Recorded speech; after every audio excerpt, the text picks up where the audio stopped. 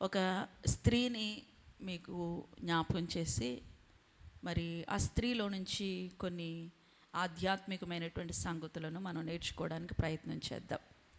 మరి నేను చెప్పబోయేటువంటి స్త్రీ ఎంతమందికి తెలుసునో తెలియదో నాకైతే తెలియదు, కానీ తెలిస్తే మంచిది వినండి, తెలియకపోయినా మంచిది వినండి. హల్లెలూయా, హల్లెలూయా. ఎవరు ఈ స్త్రీ అని అంటే, రాసుకునే వాళ్ళు ఉంటే రాసుకోండి. ఆ స్త్రీ పేరు అహీనోయాము. చెప్పండి, మళ్ళీ ఇంకోసారి చెప్దామా? అహీనోయాము. ఈవిడ బైబిల్లోనే ఉన్నారు. దేవునికి స్తోత్రం. ఎవరికైనా తెలిసిన ఈ స్త్రీ అహీనోయాము అమ్మా తెలిసిన మంచిది. దేవునికి స్తోత్రం. మీకు తెలియకపోవడమే నాకు కావాలి. తెలిస్తే ఎక్కడో నిర్లక్ష్యం వస్తుంది. తెలిసిన ఆవిడే కదా, మళ్ళీ అయ్యే చెప్తుంది ఆవిడ అనే ఒక నిర్లక్ష్యం వస్తుంది. కాబట్టి తెలియకపోవడమే మంచిది. దేవునికి స్తోత్రం. కానీ ఇప్పుడు తెలుసుకోవాలి. తర్వాత మనం ఎప్పుడైనా ఈ స్త్రీని మరొకసారి తప్పకుండా జ్ఞాపం చేసుకుంటాం ఏదో ఒక సందర్భంలో. అప్పుడు ఈవిడ నాకు తెలుసు అని ఒక ఆలోచన మనలోనికి వచ్చేయాలి. దేవునికి స్తోత్రం. హల్లెలూయా. మరొకసారి చెప్దామా? ఈ స్త్రీ పేరు అహీనోయాము. చెప్పండి గట్టిగా, అహీనోయాము. బైబిల్లో ప్రతి పేరుకు కూడా ఒక అర్థం ఉంటుంది. కొన్నిసార్లు ఆ పేరు మంచి అర్థాన్ని ఇవ్వచ్చు, కొన్నిసార్లు చెడు అర్థాన్ని ఇవ్వచ్చు. మంచి అర్థంగా ఉన్నటువంటి వారు చెడుగా జీవించిన వారు ఉన్నారు. చెడ్డ పేరు పెట్టుకొని మంచిగా జీవించినటువంటి వారు కూడా బైబిల్లో ఉన్నారు. అయితే ఈ అహీనోయాము అనేటువంటి పేరు కూడా ఒక అర్థం ఉంది. ఆ పేరునకు అర్థము ఆహ్లాదము, లేక ఆనందకరమైనది, లేక సంతోషకరమైనది. ఇంచుమించు అర్థాలన్నీ ఒకటే, సారాంశం ఒకటే, కొంచెం పదాలు మారాయి. అహీనోయాము అనేటువంటి ఆ పేరునకు అర్థము ఆహ్లాదకరము, లేక ఆనందకరము, సంతోషకరము అనేటువంటి అర్థం వచ్చేటువంటి చక్కని పేరు ఈమె పెట్టుకుంది. మరి జీవితం ఎలా ఉంది? అసలు ఈమె ఎవరు? ఈమె జీవితం ఎలా ఉంది? ఈమెలో నుంచి మనం ఏమైనా ఒక పాఠం నేర్చుకోవచ్చా? నేర్చుకోదగినవి ఉన్నాయా, లేక నేర్చుకోకూడనివి ఉన్నాయా? ఆమెను మన జీవితానికి మాదిరికరంగా తీసుకోవచ్చా, లేక మాదిరికరంగా తీసుకోకూడదా అనేటువంటి విషయాల్ని ఆమెను గురించి మనం ధ్యానం చేసుకుంటా ఉంటే మనకు అర్థమైపోతుంది. దేవునికి స్తోత్రం. ముందుగా అసలు ఎవరు ఈవిడ అంటే, అందరికీ తెలిసినటువంటి బైబిల్లో ఒక ప్రముఖమైనటువంటి వ్యక్తి యొక్క భార్య. ఆయన తెలుసు, కానీ ఆవిడ తెలియదు మనకి. దేవునికి స్తోత్రం. హల్లెలూయా. ఎవరు ఆ ప్రముఖమైనటువంటి వ్యక్తి అంటే, మరి ఈమె రాజు అయినటువంటి దావీదు గారి యొక్క భార్య. ఎవరండి ఈవిడ? రాజు అయినటువంటి దావీదు. ఎవరికి తెలియదంటే ఇప్పుడు నేను అర్జెంటుగా కర్ర తీసుకొచ్చి కొట్టాల్సి వస్తుంది. దావీదు కూడా తెలియదంటే ఇంకా అంతే కదా. మరి ఇప్పుడు నేను టీచర్ని కదా, ఇక్కడ కొట్టాల్సి వస్తుంది. అహీనోయామి తెలియదంటే పోన్లే ఊరుకుంటా. దావీదు కూడా తెలీదు అన్నట్టు ఫేసులు పెడితే ఖచ్చితంగా మరి దెబ్బలు పడాల్సి వస్తుంది. దేవునికి స్తోత్రం. హల్లెలూయా. సో మరి ఈ అహీనోయాము అనేటువంటి ఆవిడ దావీదుకు భార్యగా మనకు బైబిల్లో కనపడుతున్నారు. ప్రియ దేవుని బిడ్డలారా, ఒకచోట ఈమె పేరు, ఈ అహీనోయాము అనేటువంటి పేరు మరొక చోట మనకు కనపడతారు. నేను చెప్పేదానికంటే ఆ వాక్యం మీరు చదివితే మీకు జ్ఞాపకం ఉండిపోతుంది. ఎక్కువ బాగా మైండ్లో ఒక బండ గుర్తు కింద ఉండిపోతుంది. ఒకసారి తీయండి, మొదటి సమూయేలు గ్రంథము 14వ అధ్యాయము 50వ వాక్యాన్ని చదువుదాం. ఫస్ట్ శామ్యూయల్, మొదటి సమూయేలు 14వ అధ్యాయము 50వ వచనం చదువుదాం. సౌలు యొక్క భార్యకు అహీనోయమని పేరు. ఈమె అహిమయస్సు కుమార్తె. అతని సైన్యాధిపతి పేరు అబ్నేరు. ఇతడు సౌలునకు పినతండ్రి అయిన నేరు కుమారుడు. మనం గత 3 రోజుల నుంచి ఈయన గారి గురించి నేర్చుకుంటానే వస్తూ ఉన్నాం. ఎవరు? అబ్నేరు. ఇప్పుడు చూసారా, బైబిల్ చదువుతూ ఉంటే మనకి ఓ ఈయన ఆయన కదా గుర్తొస్తుంది. ఇంతకుముందు అబ్నేరా మనకు తెలియదు ఎవరో ఆయన. కానీ ఇప్పుడు చదివేటప్పటికి అబ్నేర్ అనేటప్పుడు మనకి ఒక ఐడియా వచ్చేస్తుంది. మరి మీరు ఏదో తప్పు చెప్పినట్టున్నారండి అని కొంతమంది అనుకోవచ్చు. ఇక్కడ ఈ అహీనోయాము అనేటువంటి ఆవిడ ఎవరి భార్యగా కనపడుతున్నారు మనకి? మరి నేను ఎవరి భార్య అని చెప్పాను అమ్మా? అంటే తప్పు చెప్పానా? దేవునికి స్తోత్రం. ఎందుకు అనుకోరు తప్పు చెప్పానని? దేవునికి స్తోత్రం. ఎందుకంటే మరి సౌలు గారి యొక్క భార్య పేరు కూడా ఇక్కడ అహీనోయామే. అయితే ఈమె అహిమయస్సు కుమార్తె. వీళ్ళ నాన్నగారి పేరు అహిమయస్సు. సౌలు భార్య పేరు కూడా, చాలామంది భార్యలు ఉంటారు కదా, అందులో ఒక భార్య పేరు అహీనోయము. అయితే ఇప్పుడు మరొకసారి వాక్యాన్ని చూడండి. అదే మొదటి సమూయేలు గ్రంథం 25వ అధ్యాయము 43వ వచనం ఒకసారి చూడండి. ఈరోజు మన యొక్క క్యారెక్టరు ఇక్కడ కనపడతారు. మనం ధ్యానం చేసుకోబోతున్నటువంటి ఆవిడ ఇక్కడ కనపడతారు. 25:43. మరియు దావీదు యెజ్రెయేలు స్త్రీ అయిన అహీనోయమును పెండ్లి చేసుకొని ఉండెను. దేవునికి స్తోత్రం. హల్లెలూయా. చూడండి, ఇక్కడ దావీదు మరి వివాహం చేసుకున్నాడు. ఎవరిని అంటే అహీనోయాము. ఇందాక నేను చెప్పినటువంటి ఆవిడ అహిమయస్సు కుమార్తె. కానీ ఈవిడ యెజ్రెయేలు స్త్రీ అయిన, అంటే యెజ్రెయేలుకు సంబంధించినటువంటి స్త్రీ ఈమె అహీనోయాము. దేవునికి స్తోత్రం. హల్లెలూయా, హల్లెలూయా. మనందరికీ తెలుసు దావీదుకి మొదటి భార్య ఎవరు అమ్మా? దేవునికి స్తోత్రం. దావీదుకి మొదటి భార్య మీకాలు. చాలామందికి ఈ విషయం పరిచయమే. ఎందుకంటే మన అందరికీ తెలుసు, గొల్యాతును జయించిన తర్వాత సౌలు అంటాడు, ఎవరైతే మరి గొల్యాతును జయిస్తారో వారికి నా కుమార్తెను ఇచ్చి పెండ్లి చేస్తాను అంటాడు. మరి దావీదు ఎవ్వరు కూడా మరి జయించలేకపోతా ఉండగా ఆ టైంలో దేవుని నామం పేరట వెళ్ళి గొల్యాతును ఓడించి మరి అతడు జయం పొందుకుంటాడు. మరి మాట ఇచ్చినట్లుగా సౌలు కుమార్తెను పెళ్లి చేయాలి. అయితే మొదటగా సౌలు అనుకుంటాడు, సౌలుకి మీకాలు కాకుండా ఇంకొక కుమార్తె ఉంటుంది, పెద్ద కుమార్తె మేరాబు. ఆమె పేరు మేరాబు. కావాలంటే మీరు ఇంటికి వెళ్ళాక చదవండి. మొదటి సమూయేలు గ్రంథము 19వ అధ్యాయము 16వ వచనం ఒకసారి చదువమ్మా, చూద్దాం. నేను చెప్పిన తర్వాత చదువుగా 19వ అధ్యాయం 16వ వచనం ఒకసారి తీసి పెట్టుకోండి. మేరాబును పెళ్లి చేద్దాం అనుకుంటాడు. అసలు సౌలు ఎందుకు మరి దావీదుకి తన కుమార్తెనిచ్చి పెళ్లి చేయాలనుకుంటాడంటే, అప్పటికే మరి సౌలుకి దావీదు మీద విపరీతమైనటువంటి కోపము వస్తుంది. అప్పటికే మరి సౌలు వేల కొలదియు దావీదునకు 10,000 కొలదియు అనేటువంటి కీర్తన ఆల్రెడీ అతడు వినడం జరిగింది. అప్పటి నుంచి కూడా దావీదు మీద విషపు చూపు నిలబడం మొదలుపెట్టాడు సౌలు. మనందరికీ తెలుసు. అయితే మరి కుమార్తెనిచ్చి పెళ్లి చేయాలి ఈ టైంలో ఇచ్చినటువంటి మాటను బట్టి.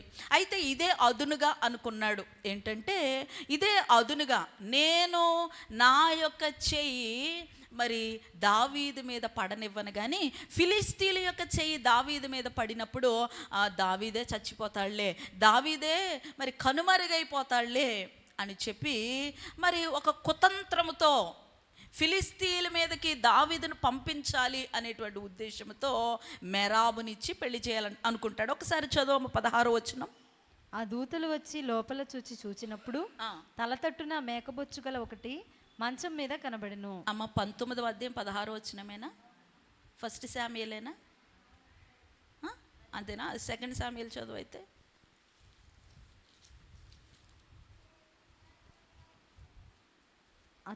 అంతలో బహూరీమునందున్న 18వ వచనం, 18వ అధ్యాయం అమ్మ.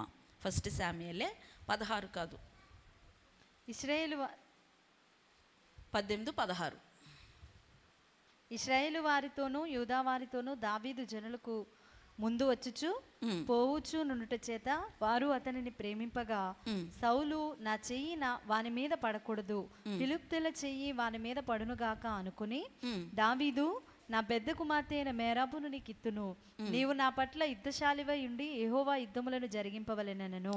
అప్పటికే ఫిలిస్తీయులు మరి ఇశ్రాయేలు ప్రజలకు విరోధంగా ఉన్నారు కాబట్టి ఏ కారణం చేతనైనా యుద్ధం పేరు చెప్పి దావీదును పంపిద్దాం, ఆ ఫిలిస్తీయులే చంపేస్తారు అనేటువంటి ఒక కుతంత్రంతో మేరాబునిచ్చి పెళ్లి చేద్దాం అనుకుంటాడు. కానీ తర్వాత మేరాబును వేరొక వ్యక్తికి ఇచ్చి పెళ్లి చేసేస్తాడు. అదే మీరు చదువుకోండి ఇంటికి వెళ్ళాక. తర్వాత మీకాలు దావీదును ప్రేమిస్తుంది, ఇష్టపడుతుంది అని తెలుసుకొని మరలా ఇదే అదునుగా మరి మీకాలునిచ్చి పెళ్లి చేయాలనుకుంటాడు. ఆ పెళ్లి టైంలో ఓలి కట్నంగా మరి దావీదు నువ్వు నాకు ఏమిస్తావు, ఏమివ్వగలవు అని చెప్పి, ఇదిగో ఫిలిస్తీన్లలో మరి 100 మంది యొక్క ముందోళ్లను తీసుకొచ్చి నాకు ఓలిగా కట్నంగా ఇవ్వమని అడుగుతాడు. అయితే మీకాలును పెళ్లి చేసుకోవాలి అనేటువంటి ఉద్దేశంతో దావీదు సెకండ్ థాట్ లేకుండా ఏమి ఆలోచించకుండా ఫిలిస్తీన్ల మీదకు వెళ్ళి, ఇప్పుడు నేను చెప్పే మాట అంతా అదే 18వ అధ్యాయంలో మీకు కనపడుతుంది. వెంటనే ఫిలిస్తీన్ల మీదకు వెళ్ళి యుద్ధం చేసి మరి సౌలు 100 ముందోళ్ళు అడిగితే అతడు వెళ్ళి 200 మందిని చంపి వాటిని తీసుకొచ్చి ఓలిగా కట్నంగా ఇస్తాడు. ఆ క్రమంలో మీకాలును వివాహం చేసుకుంటాడు. దేవుని స్తోత్రం చెప్పండి. హల్లెలూయా, హల్లెలూయా. వివాహం చేసుకున్న తర్వాత మరి దావీదంటే సౌలుకి ఏమాత్రం కూడా నచ్చడంలా, ఎప్పుడు కూడా విషపు చూపే నిలిపాడు. ఏమైనానో సరే దావీదును చంపాలని ప్రయత్నం చేస్తూ ఉన్నాడు. ఆ కారణం చేత మరి దావీదు సౌలుని విడిచిపెట్టి పారిపోయాడన్న సంగతి కూడా మనకు తెలుసును. దేవునికి స్తోత్రం, హల్లెలూయా. దావీదును విడిచి పారిపోయాడు. ఆ సందర్భంలో ఒకసారి మీకాలు కూడా దావీదును రక్షిస్తుంది తన తండ్రి దగ్గర నుంచి. ఇదంతా కూడా హిస్టరీ అన్నమాట. అంటే మనం చెప్పుకోబోయేదానికి ఉపోద్ఘాతం లాంటిది. దేవుని స్తోత్రం చెప్పండి, హల్లెలూయా. ఇప్పుడు దావీదు సౌలునకు భయపడి పారిపోయాడు. పారిపోయిన తర్వాత సౌలు ఏం చేస్తాడంటే మీకాలును మరొక వ్యక్తికి ఇచ్చి పెళ్లి చేసేస్తాడు కదా. తెలుసును కదా, ఈ స్టోరీ అంతా మీకు తెలుసు. దావీదు పారిపోయిన తర్వాత పల్తీయేలు అనేటువంటి మరొక వ్యక్తికి ఇచ్చి మరి దావీదు భార్య అయినటువంటి మీకాలును వేరొకరికి ఇచ్చి వివాహం చేసేస్తాడు. ఇప్పుడు ఒంటరిగా ఉన్నాడు. ఆ టైంలో ప్రియ దేవుని బిడ్డలారా, వేరొక వ్యక్తికి ఇచ్చి పెళ్లి చేసేసినా సరే సౌలు చనిపోయిన తర్వాత మరలా దావీదు రాజు అయిన తర్వాత మీకాలును తిరిగి తెచ్చుకుంటాడు, అది వేరే విషయం. అయితే ఇప్పుడైతే ఒంటరిగా ఉన్నాడు. ఆ టైంలో మీకాలు మిస్ అయిన తర్వాత మరి దావీదు మరొక వివాహం చేసుకుంటాడు. ఆమె పేరే ఇప్పుడు మనం చెప్పుకోబోతున్నటువంటి అహీనోయాము. నిజానికి మొదటి భార్య మీకాలే, కానీ మీకాలు మిస్ అయిన తర్వాత మీకాలు అతని తండ్రి మోసగించిన తర్వాత మరి మరలా దావీదు వివాహం చేసుకుంటాడు. ఆమె పేరు అహీనోయాము. దేవునికి స్తోత్రం, హల్లెలూయా. దావీదుకి మరి కొంతమంది భార్యలు ఉన్నారు, కానీ బైబిల్లో మనం ఎక్కడ చూసినా కూడా దావీదు భార్యలు అని చెప్పేటప్పటికి లేక కుటుంబం గురించి చెప్పాల్సి వచ్చేటప్పటికి మరి బైబిలు మొదటి స్థానం, ప్రథమ స్థానం ఎవరికి ఇచ్చిందంటే అహీనోయాముకి ఇవ్వడం జరిగింది. దేవునికి స్తోత్రం, హల్లెలూయా. మీరు చూసినట్లయితే 2 సమూయేలు గ్రంథం 3వ అధ్యాయంలో మొదటి నుంచి కొన్ని వచనాలు చదివితే అక్కడ దావీదు యొక్క కుటుంబం గురించి, అతని భార్యలు, అతని పిల్లల గురించి రాయబడింది. అయితే ఆ కుటుంబ వరస, ఆ కుటుంబం గురించి ప్రస్తావన వచ్చినప్పుడు అక్కడ మొదట భార్యగా ఎవరిని ప్రస్తావించారు అనంటే ఈ యొక్క అహీనోయాము. దేవునికి స్తోత్రం చెప్పండి, హల్లెలూయా. నిజానికి ఈ అహీనోయాము మరి ఏ సమయంలో లేక దావీదు యొక్క జీవితంలోనికి ఎలా ప్రవేశించిందో అనేది మనకి పెద్దగా తెలీదు. ఆమె భార్య అయ్యింది, పెళ్లి చేసుకున్నాడు, అంతవరకు తెలుసు. కానీ ఎలాగా భార్యగా అతని యొక్క జీవితంలోనికి ప్రవేశించిందో బైబిల్ ఎక్కడ కూడా ప్రస్తావించలేదు. ఉదాహరణకి మనం చూస్తే దావీదు యొక్క భార్య అయినటువంటి అబీగయలు మనకి తెలుసు కదా. అబీగయలు ఎలాగ దావీదు జీవితంలోనికి ప్రవేశించిందో మనం ఎరుగుదాం. ఎలాగా? దేవునికి స్తోత్రం. మూర్ఖుడైనటువంటి నాబాలు యొక్క భార్యగా ఉన్నప్పుడు ఇదిగో ఆ మూర్ఖత్వాన్ని బట్టి దావీదు నాబాలు యొక్క సమస్తాన్ని కూడా నాశనం చేయాలని కోపముతో వస్తా ఉన్నప్పుడు ఈ అబీగయిలు జ్ఞానముతో తెలివితో బహు సౌందర్యవంతురాలైనటువంటి ఈమె మరి మూర్ఖుడైనటువంటి తన భర్తను తన ఇంటి వారందరినీ కాపాడుకోవడానికి దావీదును సమీపించి దావీదును శాంతపరిచింది. కొన్ని రోజులైన తర్వాత దేవుడు నాబాల్ని మొత్తుతాడు, నాబాలు చనిపోతాడు. మూర్ఖుడైనటువంటి నాబాలు చనిపోయినప్పుడు మరి అబీగయిలు సింగిల్గా మిగిలిపోతుంది. అప్పుడు దావీదు ఆమె యొక్క జ్ఞానాన్ని, ఆమె యొక్క సౌందర్యాన్ని, లేక ఆమె యొక్క తెలివితేటల్ని మెచ్చి ఇప్పుడు అబీగయిల్ను దావీదు పెళ్లి చేసుకుంటాడు. దేవునికి స్తోత్రం. అబీగయిలు దావీదు యొక్క జీవితంలోనికి ఎలా వచ్చిందనేది ఒక స్టోరీ ఉంది. మరి బెత్షెబ దావీదు యొక్క జీవితంలోనికి ఎలా వచ్చింది అనేది ఒక స్టోరీ ఉంది. మీకాలు కూడా ఎలాగా దావీదు యొక్క భార్యగా చేయబడింది అనేది మనకి తెలుసు, ఎలాగా దావీదు యొక్క జీవితంలోనికి వారు ప్రవేశించారో. కానీ చాలా ప్రాముఖ్యమైనటువంటి ప్రథమమైనటువంటి స్థానం పొందుకున్నటువంటి ఈ యొక్క అహీనోయాము మాత్రం ఎలాగ దావీదు జీవితంలోనికి భార్యగా ప్రవేశించిందో అనేది మనకు తెలియదు. దేవునికి స్తోత్రం, హల్లెలూయా. ఎందుకంటే బైబిల్లో ఈమె గురించినటువంటి ఎక్కువ ప్రస్తావన లేదు. పెద్ద వచనాలు లేకపోతే ఏదైనా పెద్ద స్టోరీ ఆవిడ గురించి ఎక్కడ కూడా బైబిల్లో ప్రస్తావించలేదు. కానీ మరి ఎక్కువగా ప్రస్తావించకపోయినప్పటికీ, ఎక్కువగా ఆమె గురించి రాయకపోయినప్పటికీ కూడా పరిశుద్ధ గ్రంథంలో కొన్ని చోట్ల ఆమె పేరు ప్రస్తావించబడింది. కాబట్టి ఖచ్చితంగా ఈమె నుంచి మనం నేర్చుకోవాల్సినటువంటి పాఠాలు ఏవో ఉన్నాయి. అందుకే దేవుడు ఈమెను పరిశుద్ధ గ్రంథంలో లిఖించడం జరిగింది. దేవుని స్తోత్రం చెప్పండి. హల్లెలూయా, హల్లెలూయా. ఒక 5 మాటలు చెప్తాను, అది కూడా చాలా క్లుప్తంగా ఒక 2 నిమిషాల చొప్పున మరి ఈ 5 మాటలు మనం చెప్పుకోవడానికి ప్రయత్నం చేద్దాం. దేవుని స్తోత్రం చెప్పండి. హల్లెలూయా. ఈ అహీనోయాము అనేటువంటి ఈ దావీదు భార్య అయినటువంటి ఈ స్త్రీ దగ్గర నుంచి మనం ఏం నేర్చుకోవాలి, ఏం తెలుసుకోవాలి, అసలు ఈమె జీవితంలోంచి నేర్చుకోవాల్సింది ఏమన్నా ఉందా అనేది మనం ధ్యానం చేయడానికి ప్రయత్నం చేద్దాం. దేవుని స్తోత్రం చెప్పండి. హల్లెలూయా. మొట్టమొదటిగా ఈమె దైవ భక్తుడైనటువంటి, అంటే దేవుని యొక్క భక్తుడైనటువంటి ఒక మహారాజు అయినటువంటి దావీదు గారికి భార్యగా ఉంది. ఇదే రాసుకోండి. దేవునికి స్తోత్రం, హల్లెలూయా. నిజానికి దావీదు గురించి మనము చెప్పుకుంటే మరి అసలు టైమే సరిపోదు. ఎంత చెప్పుకున్నా దావీదు గురించి ఇంకా మిగిలే ఉంటుంది. దావీదు అందరికీ ప్రియుడు, అతి ప్రియుడు, శూరుడు, వీరుడు, జ్ఞానం కలిగినటువంటి వాడు. అప్పటికప్పుడే చక్కగా పాటలు రాసేస్తాడు, పాటలు కట్టేస్తాడు, పాటల రచయిత, మంచి సంగీతకారుడు, చక్కని మరి వాయిద్యకారుడు. మరి అతడు యుద్ధంలోనికి వెళితే అసలు వెనుతిరగనటువంటి ధైర్యం కలిగినటువంటి వాడు, సింహపు గుండె కలిగినటువంటి వాడు, బలశూరుడు, బలశౌర్యం కలిగినటువంటి వాడు. అలాంటి దావీదుకి ఈమె భార్యగా వెళ్ళింది. దేవునికి స్తోత్రం, హల్లెలూయా. బైబిల్లో దావీదు ప్రియుడు. ఈ రోజుల్లో కూడా ఎవరినైనా బైబిల్లో మీకు ఇష్టమైనటువంటి క్యారెక్టర్ ఎవరు అని అడిగితే చాలామంది చెప్పేటువంటి పేరు ఏంటంటే దావీదు. ఎందుకంటే దావీదుని చాలామంది కూడా ఇష్టపడతారు, ఎందుకంటే అతడు బహుప్రియుడు. అపోస్తల కార్యములు మరి 13వ అధ్యాయం 22వ వచనంలో కూడా దేవుడు మరి దావీదు గురించి ఈ విధంగా సాక్ష్యం ఇస్తాడు. ఇదిగో నా ఇష్టానుసారుడైనటువంటి మనుష్యుడు అని. ఎవరి గురించి దేవుడు సాక్ష్యం ఇచ్చాడు? దావీదు. అంటే మనుషులకి మాత్రమే కాదు, సమాజానికి మాత్రమే కాదు, ఈనాటి క్రైస్తవులకి మాత్రమే కాదు, దేవునికి కూడా ఇష్టానుసారుడు దావీదు. దేవునికి స్తోత్రం, హల్లెలూయా. బైబిల్ ఎంతో ఇంపార్టెన్స్ ఉంది దావీదుకి. చక్కని పాటలు, కీర్తనలు, 150 కీర్తనలో మరి ఎక్కువ శాతం కీర్తనలు రాసింది దావీదు గారే. అలాంటి వ్యక్తికి భార్య అవ్వడం అనేది అంత మామూలు విషయం కాదు. దేవునికి స్తోత్రం, హల్లెలూయా, హల్లెలూయా.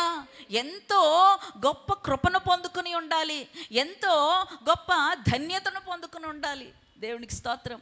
ఒక నార్మల్, ఒక సామాన్యమైనటువంటి స్త్రీ మరి ఈ రోజున మనం పెద్ద స్థాయిలో ఉన్నటువంటి ఒక ఇంటికి కోడలుగా వెళ్ళిందనుకోండి, ఒక వ్యక్తికి భార్యగా వెళ్ళిందనుకోండి, నక్క తోక తొక్కొచ్చింది అని అంటారు కదా. దేవునికి స్తోత్రం. ఇంకో మాట కూడా అంటారు, ఏమంటే తంతే బూరుల గంపలో పడ్డదెళ్ళి అని అంటారు. దేవునికి స్తోత్రం.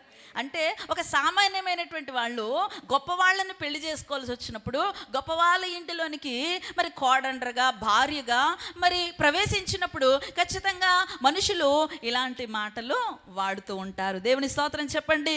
హల్లెలూయా. నిజానికి ఆ రోజుల్లో మరి దావీదుని పెళ్లి చేసుకోవాలని ఎంతమంది అనుకుని ఉంటారో.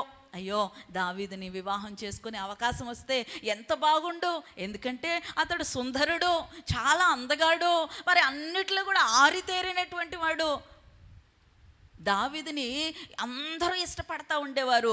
మరి చాలామంది స్త్రీలు కూడా ఇష్టపడి ఉంటారు, దావీదుని పెళ్లి చేసుకుంటే బాగుండు, వివాహం చేసుకునే అవకాశం వస్తే బాగుండు అని కూడా చాలామంది ఆశపడి ఉంటుంటారు. అయితే మరి ఎవరికి లేనటువంటి ఒక గొప్ప ధన్యత, ఒక గొప్ప కృప ఈ యొక్క బైబిల్లో అహీనోయాము పొందుకుంది. దేవునికి స్తోత్రం.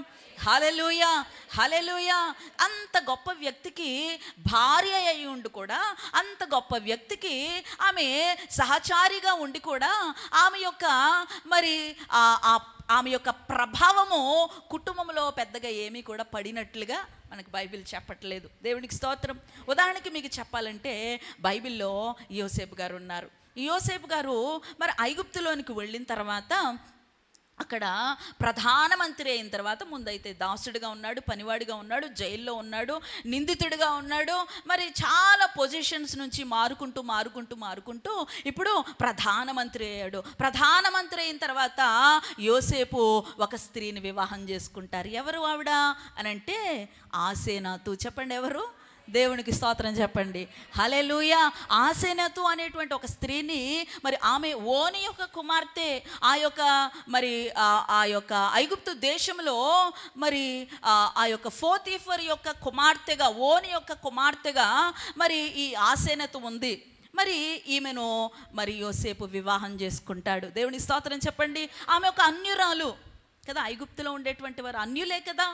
ఆమె యెహోవా అంటే తెలీదు, యెహోవా దేవుడి గురించి తెలీదు, వారి యొక్క శక్తి గురించి తెలీదు. కానీ ప్రియ దేవుని బిడ్డలారా, ఆమె గురించి కూడా బైబిల్లో పెద్దగా ప్రస్తావించినట్లు లేదు. కానీ ఆమెను గురించి ఈరోజు ఎందుకు మనం జ్ఞాపం చేసుకున్నాం, ఆమె ప్రభావము కుటుంబం మీద ఎంతగా ఉంది అనేది మనం ఎందుకు జ్ఞాపకం చేసుకోగలుగుతున్నామంటే ఆమె ద్వారా యోసేపునకు 2 కుమారులు పుట్టారు. దేవునికి స్తోత్రం. ఆసేనతు ద్వారా యోసేపుకు 2 కుమారులు పుట్టారు. ఒకరు మనష్షే, ఇంకొకరు ఎఫ్రాయిము. మనష్షే పెద్దవాడు, ఎఫ్రాయిము చిన్నవాడు. దేవునికి స్తోత్రం. హల్లెలూయా. ఈ మనష్షే ఎఫ్రాయిములను మనం చూసుకుంటే ప్రియ దేవుని బిడ్డలారా, వారు చక్కగా గొప్పవారయ్యారు. మరి చక్కని గోత్రకర్తలుగా మరి అర్ధగోత్రం వీళ్ళిద్దరూ కూడా తీసుకున్నారు. దేవునికి స్తోత్రం. ఈ యొక్క మనష్షే ఎఫ్రాయిములు అర్ధగోత్రం తీసుకున్నారు. అంత గొప్పవారయ్యారనంటే తల్లి యొక్క ప్రభావము ఖచ్చితంగా ఆ యొక్క భార్యగా, ఒక తల్లిగా ఆమె ప్రభావము ఖచ్చితంగా ఆ ఇంటిలో పడే ఉండుంటుంది. దేవునికి స్తోత్రం. హల్లెలూయా.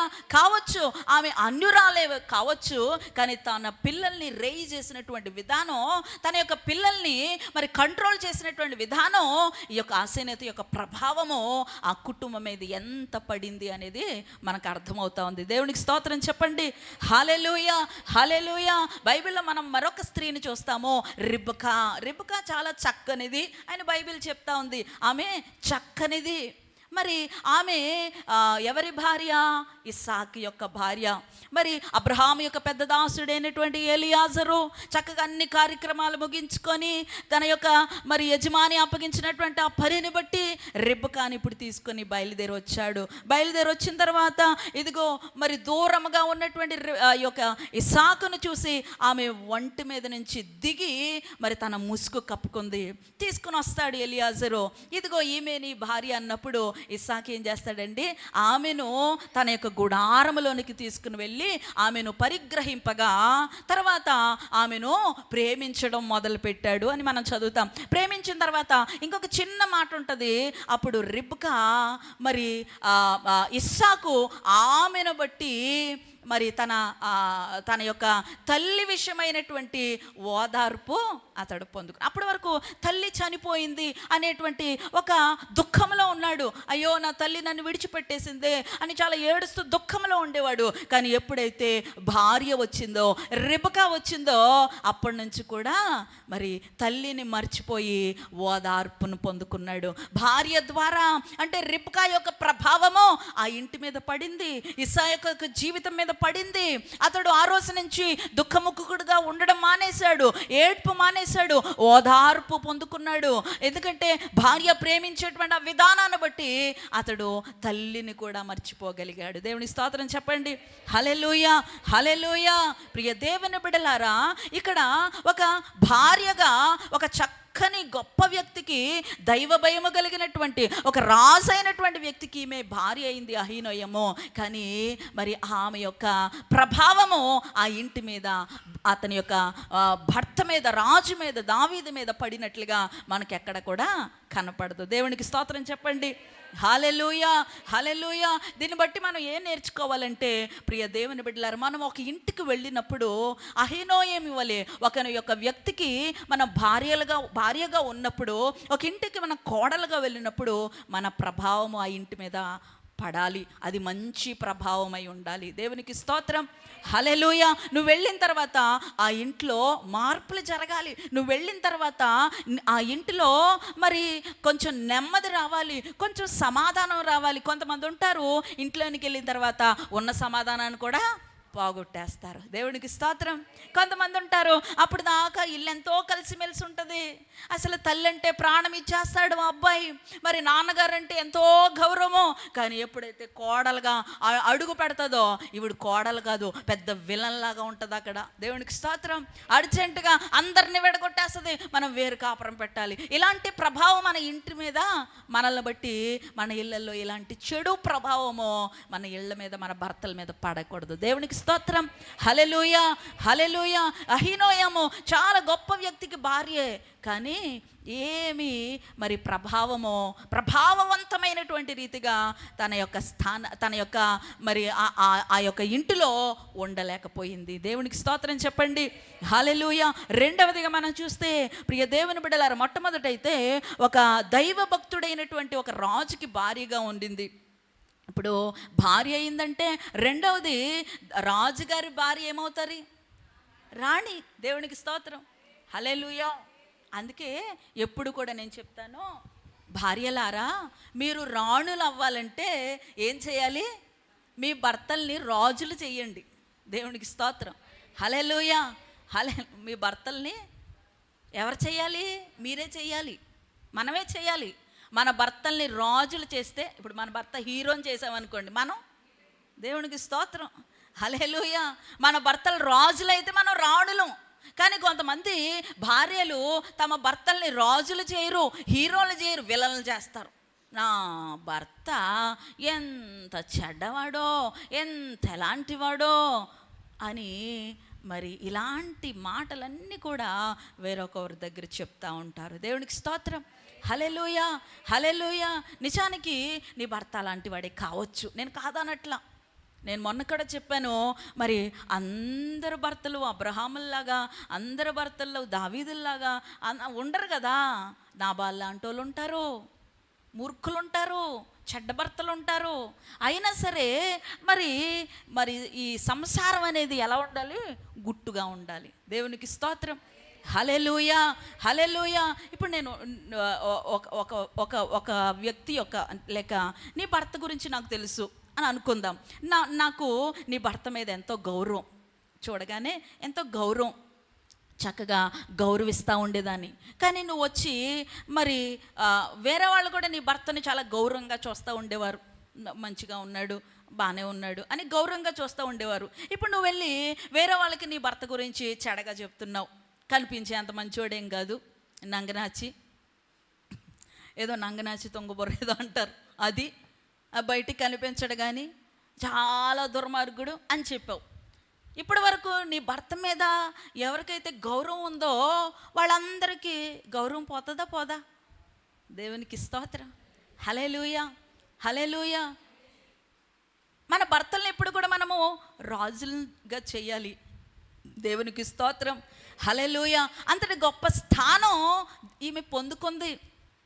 రాణి స్థానం పొందుకుంది. రెండవదిగా రాణిగా పట్టాభిషేకం చేయబడింది. దేవునికి స్తోత్రం. ఎందుకంటే దావీదు రాజు అయినప్పుడు అతని యొక్క భార్య అహీనోయము ఖచ్చితంగా రాణి అవుతుంది. రాణి అంటే ఎంత దర్జా, ఎంత హోదా, ఎంత గొప్ప స్థానము. హల్లెలూయా, హల్లెలూయా, హల్లెలూయా. కానీ ఈమె ఆ స్థానాన్ని కూడా పెద్దగా కాపాడుకున్నట్లుగా మనకు కనపడట్లేదు. దేవునికి స్తోత్రం. దీన్ని బట్టి మనం నేర్చుకోవాల్సింది ఏంటంటే, దేవుడు మనకి కూడా ఈ భూమి మీద ఉన్నప్పుడు ఒక్కొక్కరికి ఒక్కొక్క స్థానం ఇస్తాడు. ఒక్కొక్క స్థాయిని, ఒక్కొక్క స్థానాన్ని, ఒక్కొక్క పనిని దేవుడు మనకు కల్పిస్తాడు. ఒక భార్య స్థానానికి ఇచ్చాడు, ఒక కోడలి స్థానానికి ఇచ్చాడు, ఒక కూతురి స్థానానికి ఇచ్చాడు, ఒక ఆడబడుచు స్థానానికి ఇచ్చాడు, మందిరంలో ఒక విశ్వాసి స్థానానికి ఇచ్చాడు. ఇక ఏదో ఒక పని కొరకు ఒక స్థానాన్ని కల్పించినప్పుడు మనం ఆ స్థానాన్ని కాపాడుకోవాలి. దేవునికి స్తోత్రం చెప్పండి. హల్లెలూయా, హల్లెలూయా.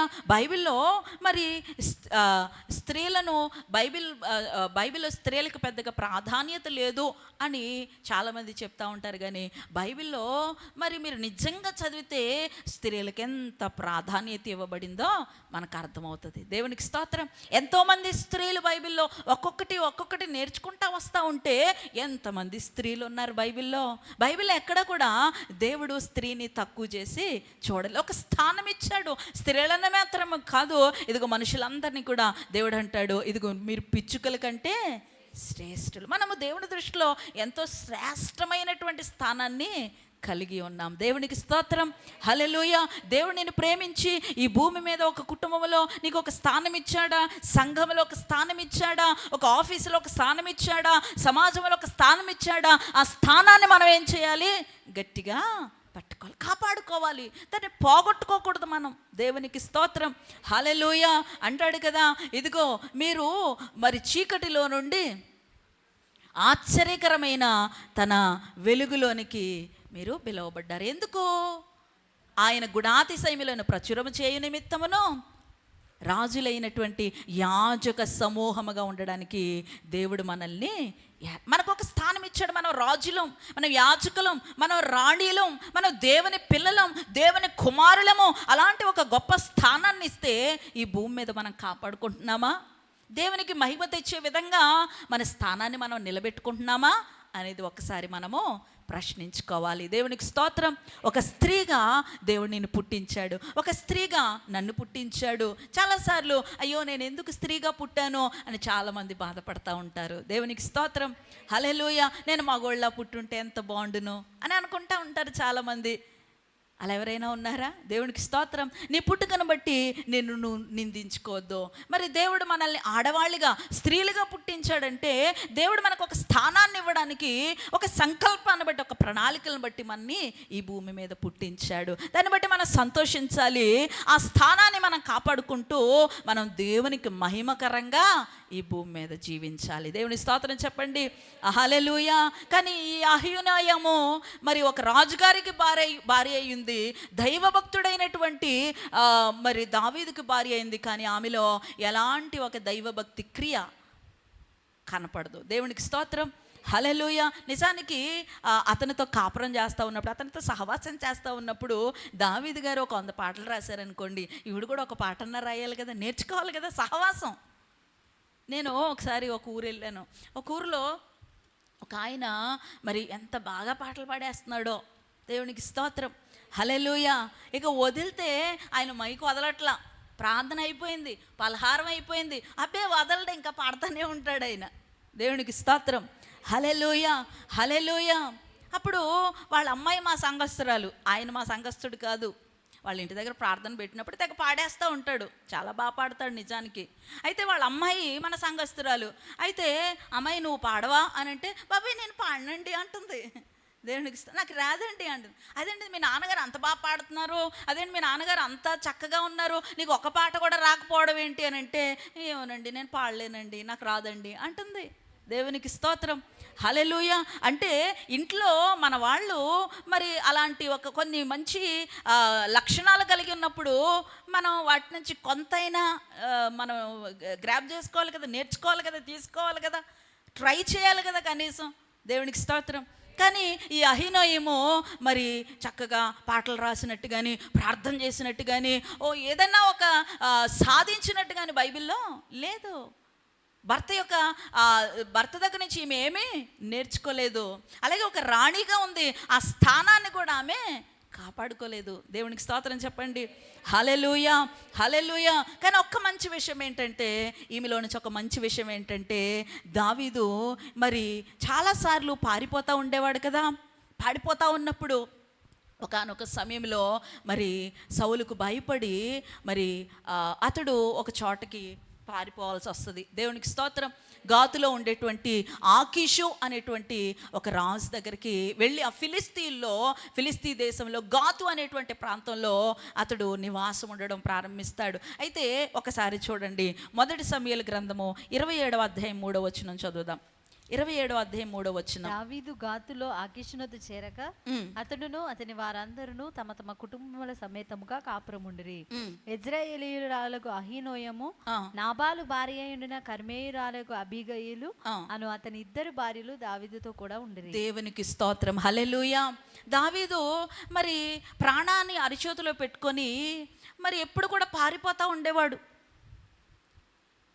నిజానికి ఆ కష్ట సమయంలో, ఆ యొక్క మరి ఇబ్బందికరమైనటువంటి పరిస్థితుల్లో మనం నేర్చుకోవాల్సింది ఏంటంటే, దావీదు భార్య అయినటువంటి అహీనోయాము దావీదుతో పాటే ఉన్నట్టు మనం అక్కడ చదివాం. 27వ అధ్యాయం 3వ వచనంలో దావీదుతో పాటుగా ఆ కష్ట సమయంలో దేశం కాని దేశంలో, ప్రాంతం కాని ప్రాంతంలో, ఇదిగో దావీదుతో పాటు ఆమె ప్రయాణం చేసింది. దేవుని స్తోత్రం చెప్పండి.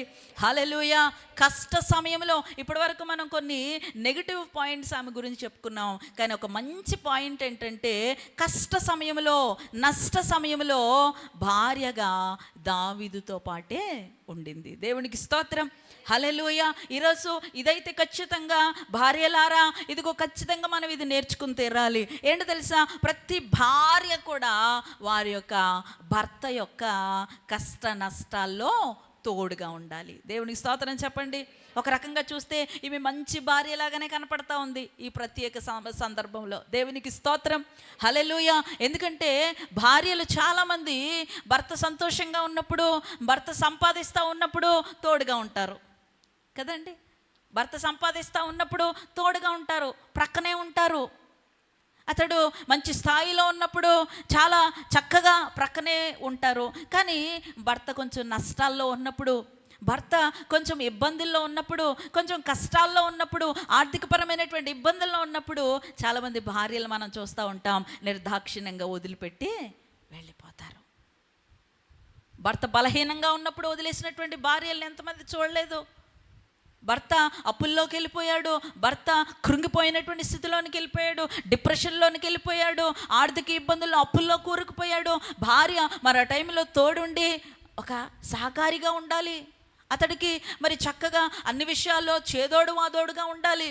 కానీ చాలామంది భార్యలు ఆ టైంలో వదిలిపెట్టేస్తారు. భర్త సంపాదన కావాలి, భర్త తెచ్చేటువంటి ఆ యొక్క వసతులు కావాలి, వనరులు కావాలి, భర్త దగ్గర నుంచి వచ్చేటువంటి ఆ ఆస్తులు అవన్నీ కావాలి, ఇన్సూరెన్స్లు కావాలి, అవన్నీ కావాలి. కానీ భర్త కష్టాల్లో మాత్రం చాలామంది భార్యలు తోడుగా నిలబడలేరండి. దేవునికి స్తోత్రం. హల్లెలూయా. కానీ ఈ అహీనోయామో మరి దావీదు భార్యగా ఉండి మరి తన యొక్క భర్త యొక్క కష్టంలో నష్టంలో కూడా అతని వెనకాలే నిలబడినట్లుగా మనకు కనపడతా ఉంది. భార్యలారా, ఇలాంటి స్థితిలో మీరు ఉన్నారా? దేవునికి స్తోత్రం చెప్పండి. హల్లెలూయా, హల్లెలూయా. ఒకప్పుడు బాగానే ఉండి ఒకవేళ ఇప్పుడు ఏ రకంగానైనా భర్తలు కొంచెం దిగజారిన స్థితిలో ఉన్నారా? మరి సంపాదన లేదా? అలాంటప్పుడు మరి భర్తల్ని కొంతమంది తోలనాడుతూ ఉంటారు. నువ్వేమి సంపాదించట్లేదు, ఏం చేయట్లేదు అని చెప్పి భర్తల్ని చిన్న చూపు చూస్తూ ఉంటారు. తెచ్చినప్పుడు అన్నీ బాగానే అనుభవించాము, కానీ ఇప్పుడు తేలేనప్పుడు మాత్రం భర్తల్ని చిన్న చూపు చూస్తూ ఉంటారు. దయచేసి అలాంటి భార్యగా, అలాంటి ఒక నమ్మక ద్రోహం కలిగినటువంటి భార్యలుగా మనము ఉండొద్దు. దేవునికి స్తోత్రం. హల్లెలూయా, హల్లెలూయా, హల్లెలూయా. ఇంకొక మాట మనం చూసుకోవాలనుకుంటే మరి 4వదిగా ఈ స్త్రీ భర్తకి ఆనందం కలిగించినట్లుగా మనం చూస్తూ ఉన్నాం. దేవునికి స్తోత్రం. హల్లెలూయా. కష్ట సమయంలో భర్తతోనే ఉంది. మరి 4వదిగా భర్తకి ఆనందం కలిగించింది. ఎలా ఆనందం కలిగించింది, ఎలా సంతోషం కలిగించింది అని అంటే, మరి మనందరికీ తెలుసు దావీదు యొక్క మొదటి భార్య అయినటువంటి మీకాలు గొడ్రాలుగా ఉంది. దావీదుకు పిల్లల్ని కనలేకపోయింది. దానికి కారణం కూడా మనకు తెలుసు. యెహోవా యొక్క మరి శాపం ఆమె పొందుకుంది. దావీదు మందస్సము తీసుకొని వస్తూ ఉన్నప్పుడు మరి నా దేవుని మందస్సం ముందర నేను నా దేవుని కొరకు నాట్యమాడతానని చెప్పి అతడు రాజు అయ్యుండి కూడా ఆ యొక్క డిగ్నిటీని అంతటిని కూడా పక్కన పెట్టేసి మరి ఆ వీధిలో అందరి ఎదుట నాట్యమాడుతూ ఉన్నాడు. ఆ టైంలో అతని యొక్క వస్త్రం కొంచెం వైదొలిగినప్పుడు ఇదంతా కూడా పైనుంచి కిటికీలో చూస్తూ ఉంది మీకాలు. చూసి మనసులో దావీదుని హీనపరిచింది.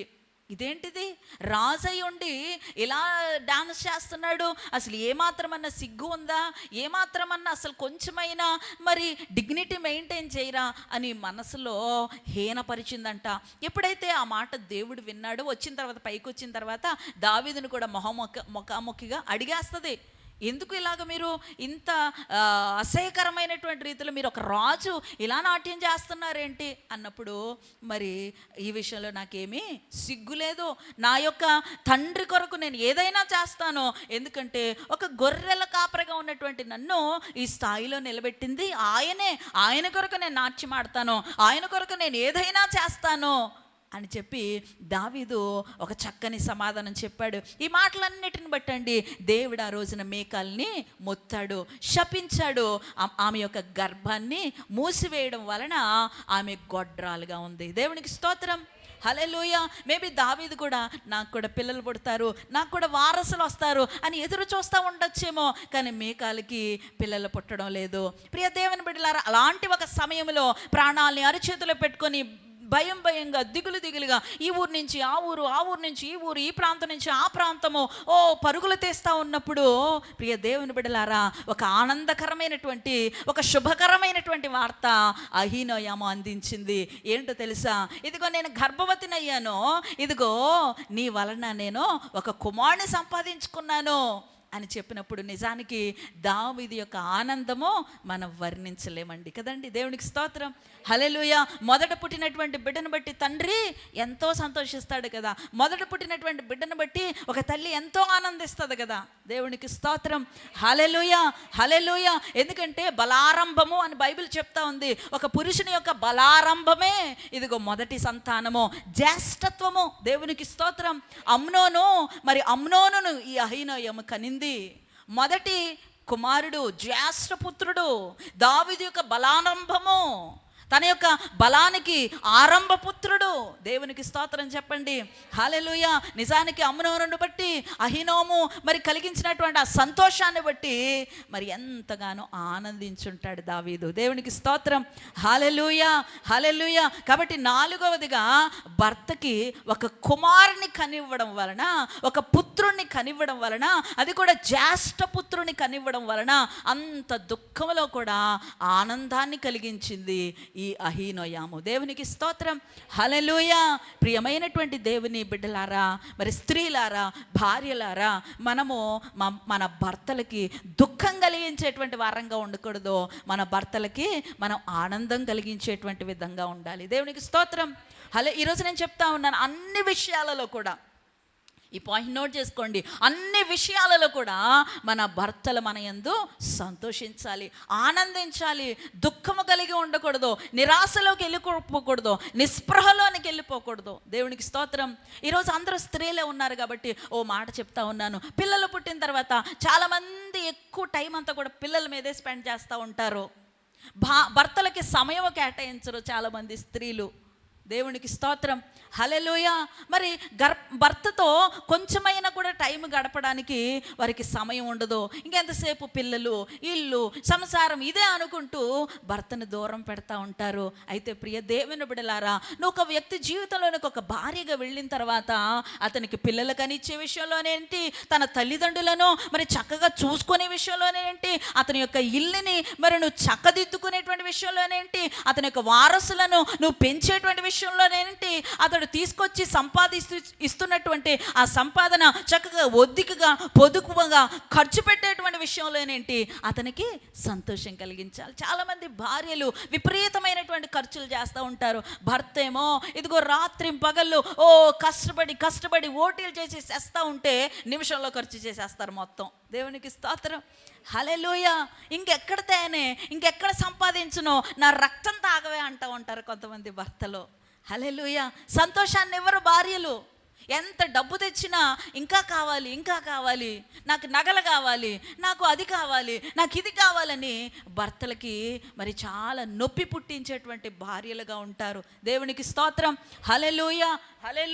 ఇంట్లో వాళ్ళని చక్కగా చూసుకోకుండా, మరి నీ భర్తను కనిపించినటువంటి తల్లిదండ్రులను చక్కగా చూసుకోకుండా, తన రక్తం పంచుకుని పుట్టినటువంటి తోబుట్టువులతో కలవకుండా, మరి సహోదరులతో కలవనివ్వకుండా చాలామంది భార్యలు కట్టడి చేసి భర్తకి సంతోషాన్ని తీసుకుని రారు. దేవునికి స్తోత్రం. బాధపడతా ఉంటాడు ఆ భర్త, అయ్యో మా అక్కతో మాట్లాడనివ్వట్లేదు.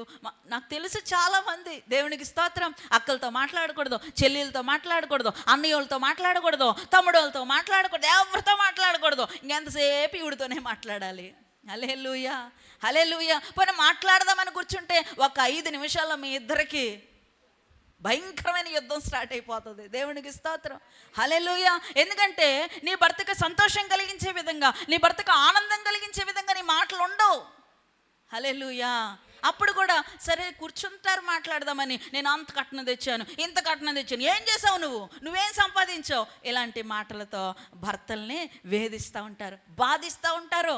అలాంటి భార్యలుగా మనం ఉందామా? దేవునికి స్తోత్రం. హల్లెలూయా. అన్ని విధాలుగా, అన్ని రకాలుగా దేవునికి స్తోత్రం. హల్లెలూయా. నీ భర్తను గౌరవిస్తూ, నీ భర్తకు లోబడుతూ, నీ భర్తకు విధేయత చూపుతూ అన్ని రకాలుగా భర్తకి సంతోషాన్ని, ఆనందాన్ని కలిగించే విధంగా ఉండాలి. ఫిజికల్గా కూడా చాలామంది భార్యలు భర్తలను దూరం పెడతా ఉంటారు.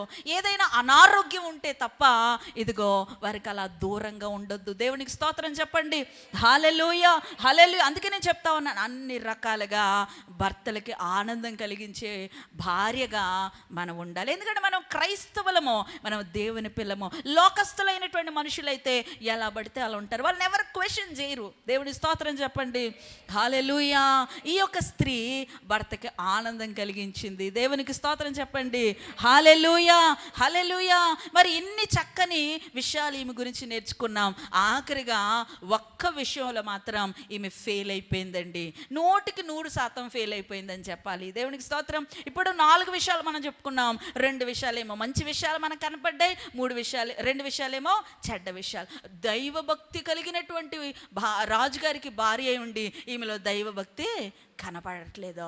మరి ఆమె ఆ భర్త యొక్క ప్రభావం ఈమె పడినట్టు కానీ, ఈమె కూడా ఏదన్నా ప్రభావితమైనటువంటి పనులు చేసినట్టు కానీ బైబిల్లో ఎక్కడ కనబడట్లేదు. అలాగే ఒక రాణిగా ఒక స్థానం ఇస్తే ఆ స్థానాన్ని ఆమె కాపాడుకున్నట్లు, రాణిగా ఇది చేసింది, అది చేసింది, మరి వీళ్ళని పురుగల్పింది, వీళ్ళ యొక్క కుటుంబాలను కట్టింది అని ఎలాంటిది కూడా మనకి బైబిల్లో కనపడదు. 2 మనం నేర్చుకోకూడనటువంటి విషయాలు మరి ధ్యానం చేసుకుని, మిగతా 2 ఆమె ఒక మంచి భార్య, భర్తకి కష్ట సుఖాల్లో అండగా నిలబడింది. ఎక్కడికి వెళ్తే అక్కడ అడవులైతే అడవులు, మరి ఎడారులైతే ఎడారులు, మరి కూడా వెళ్ళిపోయింది. ఇది ఒక మంచి విషయం, ఇది నేర్చుకోండి. దేవునికి స్తోత్రం. 4వది ఏం చెప్పాను, మరి తన భర్తకి సంతోషం, ఆనందం, పేరుకు తగ్గట్టుగానే ఆహ్లాదకరమైన, సంతోషకరమైన, ఆనందకరమైనటువంటిది అని చెప్పుకున్నట్లుగా భర్తకి చక్కగా ఆనందం కలిగించింది. ఆ యొక్క దుఃఖంలో ఒక కుమారుని కనించి మరి ఎంతో మరి ఆనందాన్ని తన జీవితంలో నింపింది. దేవునికి స్తోత్రం. కానీ ఇది ఇది ఇది ఇప్పుడు నేను చెప్పబోయేటువంటి విషయం మాత్రం 100% ఫెయిల్ అయిపోయింది. ఏంటంటే ఒక తల్లిగా ఆమె ఫెయిల్ అయిపోయింది. ఒక భార్యగా ఆమె పాస్ అయి ఉండొచ్చేమో కానీ, ఒక భార్యగా భర్త భర్తను ఆనందపరిచిందేమో కానీ, ఒక భార్యగా భర్త యొక్క కష్ట సుఖాల్లో మరి తోడుగా నిలబడిందేమో కానీ, మరి ఒక తల్లిగా మాత్రం 100% ఫెయిల్ అయిపోయింది. ఈ రోజున మరి ఒక భార్యగా నువ్వు ఓకే, మరి ఒక తల్లిగా నువ్వు ఎలా ఉన్నావు? ఒక తల్లిగా నువ్వు చక్కగా ఆదర్శంగా ఉన్నావా అనేది ఈమె నుంచి మనం నేర్చుకోవాలి. దేవునికి స్తోత్రం, హల్లెలూయా. మీరు ఇంటికి వెళ్ళినాక చదవండి, మనందరికీ తెలుసు. 2వ సమూయేలు గ్రంథం 13వ అధ్యాయంలో మనం చూస్తే మరి అహీనోయాముకు మరి ఉన్నటువంటి కుమారుడు అమ్నోను చేసినటువంటి ఒక దుర్మార్గపు పని కనపడుతుందండి. చాలాసార్లు ఈ విషయాన్ని చెప్పాను. ఒక దుర్మార్గం అంటే అసలు మామూలు దుర్మార్గం కాదు, ఒక పనికి మాలినటువంటి పని. అసలు ఏమాత్రం కూడా జాలి దయ లేకుండా చేసేటువంటి ఒక పని ఈ అమ్నోను చేశాడు, అహీనోయాము యొక్క కుమారుడు. దేవునికి స్తోత్రం, హల్లెలూయా. అంటే నేను అనుకుంటాను, మరి ఈమె ఒక తల్లిగా పుట్టినప్పటి నుంచి, నాయనా ఇదిగో నీవు రాజుగారు కుమారుడువు, మీ నాన్నగారు ఎలాంటి వాడో నీకు తెలుసా? ఎంత గొప్పవాడో, ఎంత ఉన్నతుడో, ఎంత పేరెన్నిక కలిగినటువంటి వాడో, ఎంత శూరుడో, ఎంత వీరుడో, ఎంత మంచివాడో, ప్రజల దగ్గర నుంచి ఎంత మంచి మెప్పు పొందుకున్నాడో, మరి దైవ భయం కలిగినటువంటి వాడు. కాబట్టి నీవు కూడా నాన్నగారికి మంచి పేరు తీసుకొచ్చే విధంగా నువ్వు నడుచుకోవాలి, ఆ విధంగా నువ్వు మరి పెరగాలి, మంచి అలవాట్లు నువ్వు అలవర్చుకోవాలి అని దేవుని అందలి భయాన్ని ఆమె నేర్పించలేదు అని అర్థమవుతా ఉంది ఇక్కడ కుమారుడికి. దేవునికి స్తోత్రం. ఎందుకంటే బైబిల్ చెప్తా ఉంది, మరి ప్రొవెర్బ్స్లో మనం చూస్తాం కదా, సామెతలు 22:6లో బాలుడు నడవలసినటువంటి త్రోవను వానికి నేర్పుము, వాడు పెద్దవాడైనప్పుడు దాని నుంచి తొలగిపోడు. చిన్నప్పటి నుంచి నేర్పితే ఒకవేళ పెద్ద అయిన తర్వాత అలాంటి దుర్మార్గపు పనులు చేయాలి అనేటువంటి ఆలోచన వచ్చినప్పుడు చిన్నప్పుడు నేర్చుకున్నటువంటి ఆ మాటలు జ్ఞాపకం వస్తాయి. దేవునికి స్తోత్రం. ఆ చెడు పనులు చేయకుండా వాక్యము కాపాడుతూ ఉంటుంది. తల్లి నేర్పినటువంటి మాటలు, నువ్వు నేర్పినటువంటి ఆ మాటలు ఇదిగో పిల్లల్ని వెనక్కి లాగుతూ ఉంటాయి. దేవునికి స్తోత్రం. కానీ ఈమె అలా నేర్పలేదు పిల్లల్ని. మరి చాలామంది అంతే, పిల్లల్ని కనేసి ఇంకా అలా వదిలేస్తారు. ఎంత బిజీ లైఫో. అసలు వాళ్ళని కూర్చోబెట్టి రోజులో ఒక 5-10 minutes అయినా వారితో మాట్లాడరు. ఇలా ఉండాలి, అలా ఉండాలి అని పిల్లలకి మంచి చెడులు నేర్పరు. దేవునికి స్తోత్రం, హల్లెలూయా. నేను ఎప్పుడు చెప్తానో, ప్రియ దేవుని బిడ్డలారా, దేవుడు నమ్ముకోక ముందు నుంచి, రక్షణ మారు మనసు అనుభవం లేనప్పటి నుంచి కూడా నా తండ్రి ఎప్పుడంతా కూడా మా ఇద్దరిని కూర్చోబెట్టుకుని చాలా విషయాలు చెప్తూ ఉండేవారు. దేవునికి స్తోత్రం, హల్లెలూయా. మమ్మల్ని ముందుగా మరి ఆకర్షించుకోవడానికి ఒక చిన్న కథతో ప్రారంభించేవారు. ఆ కథ చెప్పి తర్వాత మరి ఆయన మనసులో ఉండేటువంటి విషయాలు, చాలా విషయాలు చెప్తూ ఉండేవారు. మనం చాలా పేదరికంలో నుంచి వచ్చాను. మాకు అప్పుడు అనిపించేది, ఎప్పుడు నాన్నగారు ఇదే కథ చెప్తారు. దేవునికి స్తోత్రం, హల్లెలూయా. ఎప్పుడు ఇదే చెప్తారు అక్క, నేను చెప్పిందే చెప్తారు, మళ్ళీ ఇదే చెప్తారు చిన్ని అని అనుకునే వాళ్ళం. కానీ ఇప్పుడు అర్థమవుతా ఉంది. దేవునికి స్తోత్రం, హల్లెలూయా. చిన్నప్పుడే నా తల్లి చనిపోయిందిరా, మా అమ్మ ఎలా ఉంటుందో కూడా నాకు తెలియదురా, ఇదిగో వాళ్ళింటికాడు ఇల్లింటికాడు పెరిగామో, ఆ రోజున మరి బంధువులు కూడా ఇంత ముద్ద పెట్టిన పాపాన్ని పోలేదు, ఎవరు ఇంత అన్నం కూడా పెట్టలేదు, ఎవరైనా ఇంత అన్నం పెట్టాలంటే గుడ్డు చాకరీ చేయించుకునేవారు. ఇదిగో మమ్మల్ని అసలు మనుషుల్లాగా కూడా చూసేవారు కాదు. ఎక్కడో ఆ పంచిన ఈ పంచిన మేము పెరిగాము. ఎక్కడో మరి దేవుని కృపను బట్టి ఆ యొక్క RCM స్కూల్స్లో మరి అప్పుడులో ఉచితంగా మరి అంతా కూడా ఈ మిషనరీస్ పెట్టేవారు. కాబట్టి అక్కడ ఏదో కొంచెం చదువుకొని మరి దేవుని కృపను బట్టి 17వ సంవత్సరంలో నాకు గవర్నమెంట్ జాబ్ వచ్చేసింది. తర్వాత అలా మెల్లిమెల్లిగా దేవుడు అంచులంచులుగా నన్ను ఎదిగింప చేశాడు. మరి ఒకప్పుడు తిండికి కూడా కష్టపడేటువంటి నన్ను ఈరోజు ఈ స్థితిలో నిలబెట్టాడు. గవర్నమెంట్ జాబు, మరి ఎంతో ధనము నా చేతిలో ఉండింది. ఆ ధనాన్ని బట్టి కూడా నేను చాలాసార్లు మరి తప్పు ద్రోవ పట్టాను అని చాలా విషయాలు చెప్తూ ఉండేవారు. కాబట్టి మీకు దేవుడు ఈ స్థితి ఇచ్చాడు. మీకు ఆకలంటే ఏంటో తెలీదు, మరి అన్నీ నేను మీకు సమకూరుస్తూ ఉన్నాను. మీరు మంచిగా పెరగాలి, మంచిగా చదువుకోవాలి, మీరు చక్కగా అబ్రాడ్ వెళ్ళాలి, అక్కడ సెటిల్ అవ్వాలి, అక్కడ మీరు జాబ్ చేయాలి. దేవునికి స్తోత్రం. అసలు మన చుట్టాల్లో ఏం చెప్పుకోవాలంటే చిన్నిగాడు అంటారన్నమాట నాన్నగారిని, జాన్ పిల్లలు ఉన్నారు, వాళ్ళెంత గొప్పలు అయిపోయారో అని చెప్పుకోవాలి. ఆ విధమైనటువంటి పేరు నాకు తీసుకురావాలి. అందుకొరకు మీరు ఎటువంటి రాంగ్ స్టెప్ వేయకూడదు అని చెప్తూ ఎన్నో విషయాలు చెప్తూ, చిన్నప్పటి నుంచి కూడా మరి అర్థం కాలేనటువంటి వయసు అప్పటి నుంచి కూడా చెప్తూ ఉండేవారు. దేవునికి స్తోత్రం, హల్లెలూయా. అలాగ పిల్లల్ని కూర్చోబెట్టి చెప్పాలి, ప్రార్థన చేయించాలి, వాక్యము చదివిపించాలి. ఖచ్చితంగా చదవను అంటే నేను అంటాను కదా, 4 వేసి కూర్చోబెట్టి చదివించు. దేవునికి స్తోత్రం, హల్లెలూయా, హల్లెలూయా. 4 కాదు, ఇంకొక 2 అయినా ఎక్స్ట్రా పెంచు. దేవునికి స్తోత్రం, తప్పులేదు ఈ విషయంలో. ఎందుకంటే ఇందాక మనం చదివాము, అందుకే నేను ఆ వాక్యం చదివించాను. మరి శిక్షించినటువంటి కుమారుడు ఏమవుతాడంటే, ఇందాక చదివాము ఏంటమ్మా, ప్రావెబ్స్లో 28 మనం చదివింది అమ్మా, 23లో చదివాము. 13లో చూడండి, నీ బాలురను శిక్షించుట మానుకోవద్దు, శిక్షించు. బెత్తముతో వాడిని కొట్టిన ఎడల వాడు చావకుండా ఉంటాడు. బెత్తముతో వాడిని కొట్టిన ఎడల పాతాళమునకు పోకుండా వాని ఆత్మను నీవు తప్పించదు. మేబీ కొట్టలేదేమో, అయిపో నా ముద్దుల కొడుకు, నా బంగారపు కొడుకు, నా గారాల కొడుకు అని చాలా గారాబంగా పెంచుతూ వచ్చింది. మంచేదో చెడేదో, ఆడోళ్ళంటే గౌరవము, ఇవేమి కూడా నేర్పకుండా పెంచేసింది. కాబట్టి ఎంత దుర్మార్గుడైపోయాడు అమ్నోను. విచక్షణారహితంగా, అసలు ఏమాత్రమో మరి తెలివి లేనటువంటి పని ఒకటి చేశాడు. దేవుని స్తోత్రం చెప్పండి. బైబిల్లో యూనికే అనేటువంటి ఒక తల్లి ఉంటుంది. ఎవరివిడా? తిమోతి గారి యొక్క అమ్మగారు యూనికే. ఆవిడ యొక్క అమ్మగారు ఎవరు? లోయి. దేవునికి స్తోత్రం చెప్పండి. యూనికే యొక్క తల్లి ఎవరు? లోయి. దేవునికి స్తోత్రం, హల్లెలూయా.